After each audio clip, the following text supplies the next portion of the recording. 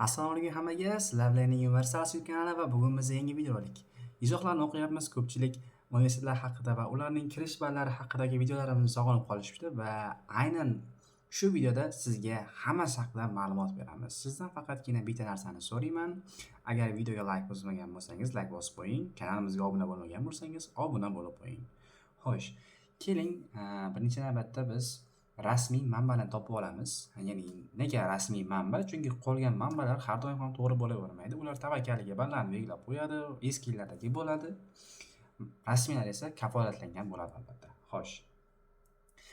Izohlarda eng ko'p berilgan savol tibbiyot yo'nalishidagi ballar qandayligi haqida edi va bugun hozircha shu haqida bo'ladi. Va keyingi video esa kim izohda qaysi yo'nalishni yozib qoldirgan bo'lsa, o'sha haqida bo'ladi. Shuncha izohda yozib qoldiring.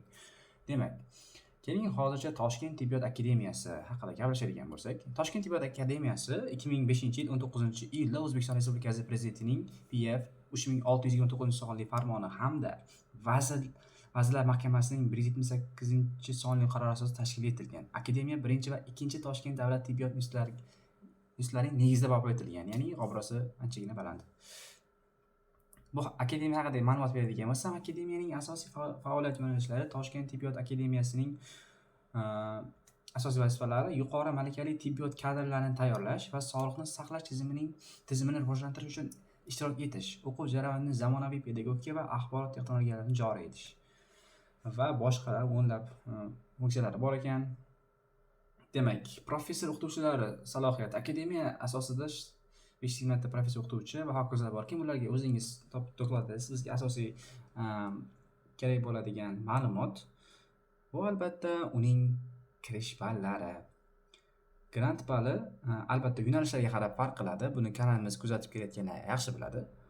Misol uchun maxsus pedagogika usulda tarjimonlik faoliyati 106.9 ball olsa, o'tgan yil, ya'ni hozir joriy bo'lib turgan o'quv yilida 106 ball va 9 bilan grantga kirish mumkin bo'lgan ekan va qiziq kvotalar soni 8 ta ekan. Shartnoma asosida bu yo'nalishga yo'q ekan, bu yerda kvota ajratilmagan ekan. Menejment bo'yicha esa 168.6 ball ekan grant. Kvotalar atigi 3 ta. Shartnoma asosida esa 128.2 ball. Ekologiya va atrof muhitni muhofazasi 110 grant uchun kvotalar 9 ta bo'lgan ekan. Shartnoma esa 107 ball bo'lgan ekan, 6 ta kvota ajratilgan ekan. Xo'p. Kimyo 98.8, 9 ta kvota, kontrakt 79.7.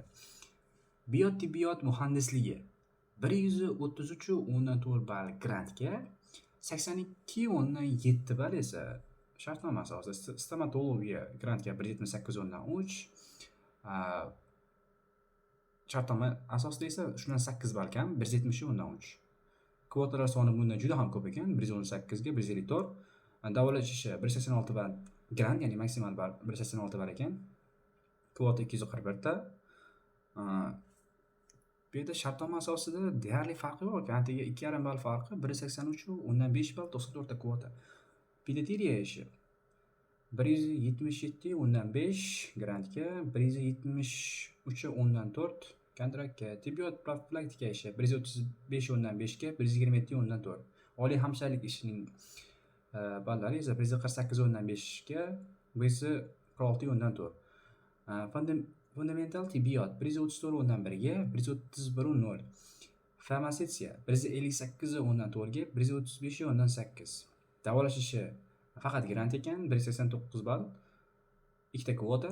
Davolash ishi Nukus shahrida 2 ta kvota bor ekan, 189 ball bilan grantga. Davolash lekin Namangan shahridagi filialida 186 undan 4, 2 ta kvota. Davolash ishi Marg'ilon shahri 187 undan 9. Davolash ishi Qo'qon shahrida 189 ball. Davolash ishi Termiz shahri 185 undan 7. Davolash ishi Qarshi shahrida 189.0. Davolash ishi Jizzax shahrida aniqrog'i 189 ball. Davolash ishi Guliston shahrida 185 undan 7 ball. Davolash ishi Shirin shahri 178.8 ball, davolash ishi Yangiyer shahrida esa 181.6 ball. Piloteriya ishi Guliston shahrida 174.2 ball. Piloteriya ishi Shirin shahrida 170.2, Angrenda 167, Bekobodda 158, Chirchiqda 177, Ohangaron shahrida 176, Olmaliqda 174, Termizda tibbiyot praktika ishiga yo'nalishi bo'yicha ballarni aytaman. Yo'nalishi bundan keyin yo'nalish aytmayman-da, shaharlarni aytib ketaman, chunki filiallar ko'p ekan. Hop, 98 ball ekan Termizda, 98.2 ball Termizda, Jizzax shahrida 112.2. Hop, keyingisi Namangan shahrida ma'lumotlar yo'q ekan. Namangan shahrida bu yo'nalish bo'yicha.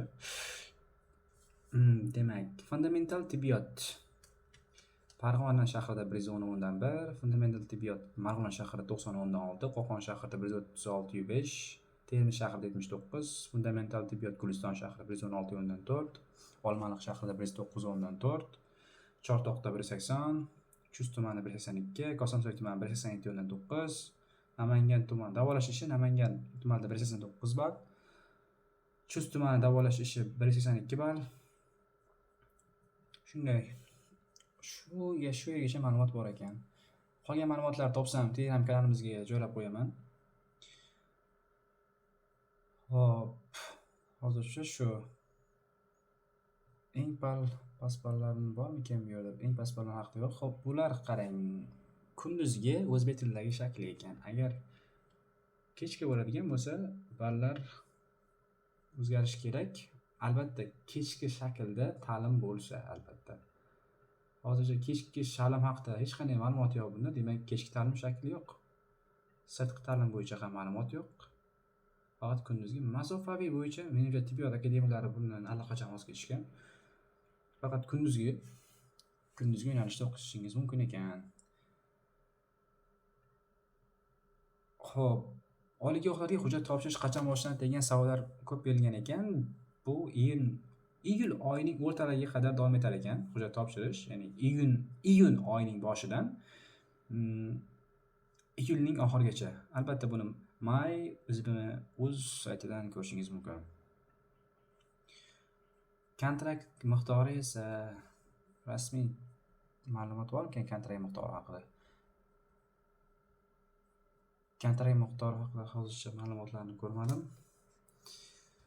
Bu sohalarga qarab bundan farq qiladi. Menimcha eng kami 6 million 400 ming, 6,5 million atrofida bo'ladi.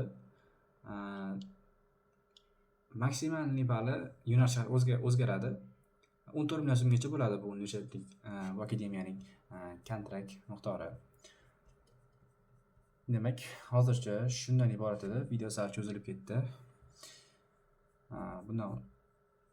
Shuning uchun o'zingizga kerak joylarni pauza qilib ko'rishingiz mumkin. Tushunmagan joyingiz bo'lsa, izohlarda yozasiz. Yanada aniqroq qilaman men bu ma'lumotlarni. Albatta, yana izohlarda o'zingizga qaysi universitet qiziq bo'lsa, o'sha universitetni yozib qoldiring. Aynan shu haqida keyingi video bo'ladi. Bundan tashqari bitta narsani eslatib o'taman. Kanalimizga obuna bo'lganlarningina kommentini, izohini hisobga olamiz va aynan o'shalar uchun video tayyorlaymiz. Chunki biz sodiqlarni qadrlaymiz. Hozircha video shunday iborat edi. Agar video sizga yoqqan bo'lsa, bir dona like, komment yozishdan chiqmasin.